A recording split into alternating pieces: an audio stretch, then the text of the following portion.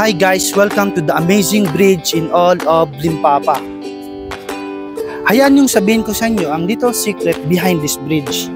By the way, it is not just a bridge, it is a work of structural art.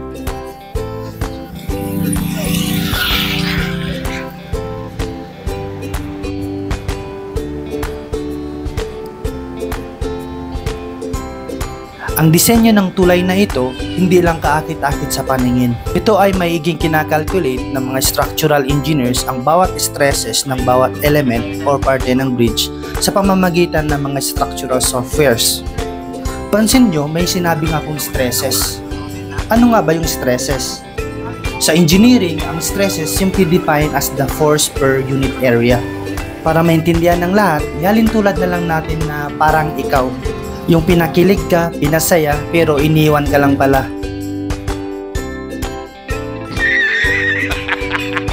So stress ka ngayon. Ngunit sa bridge structure, hindi jowa mo yung nagpapa-stress sa kanya, kundi yung mga geohazards tulad ng earthquake-induced phenomena, landslide, liquefaction, tsunamis, and the other geohazard tulad din ng volcanic eruptions, storm surges, mass flow debris, unstable slopes, flooding, geothermal activity, and the climate change.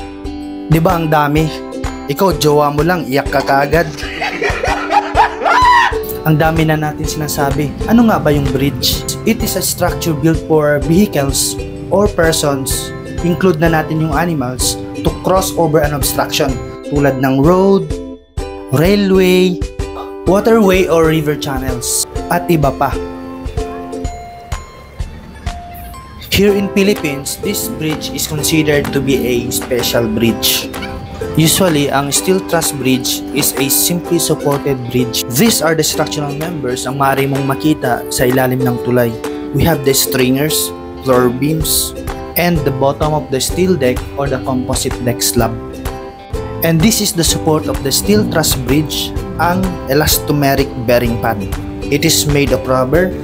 This is the joint of our steel truss bridge kung saan connected yung bottom cord at yung mga web members.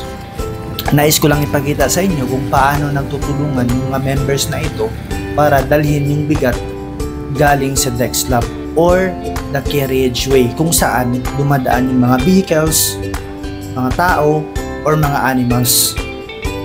Nagsisimula ang bigat from the deck slab. Papunta ito sa stringers, then transfer papunta naman sa floor beams, then papunta sa joint kung saan connected yung web members at ang bottom cord. Kapag napunta na lahat ang bigat sa bottom cord, magkakaroon ito ng truss action kung saan hihingi siya ng tulong sa other structural members tulad ng web members, top cord, strut, or the portal frame kung meron mang portal frame. Then lahat ng mga nabanggit ko na mga bigat na dinadala ng mga members na yan, mapupunta yan sa bearing pad.